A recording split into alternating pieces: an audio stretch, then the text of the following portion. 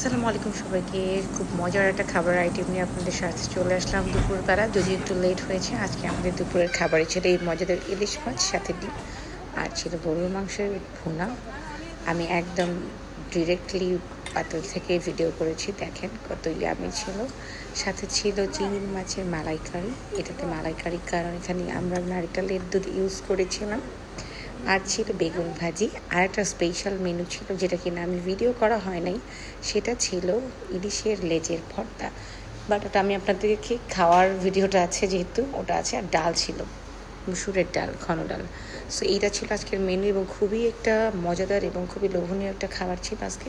So আপনাদের সবার সাথে শেয়ার করলাম। আপনাদের কার কী ভালো লাগে আমাকে কমেন্টে জানাবেন। আর এই যে চিংড়ি মাছটা দেখেন কতটা মজাদার এবং ইয়ামি ছিল, দেখেই বোঝা যাচ্ছে। আর সাথে যে লেস ভর্তাটা ছিল সেটা আমি আপনাদের সাথে শেয়ার করি। এই যে ছিল লেস ভর্তা, এটা বানিয়েছিল আমার ভাইয়া। আর আসলে এটা খেতে এত বেশি মজা হয়েছিল, না খেলে কেউ বুঝতেই পারবেন না এটা মাওয়া লেজের থেকে ভর্তার থেকে কম কিছু না। এই যে আমি ভাত মাখালাম, জাস্ট খাওয়ার জন্য রেডি। সো জানাবেন কেমন লাগলো সবাই। আল্লাহ হাফেজ।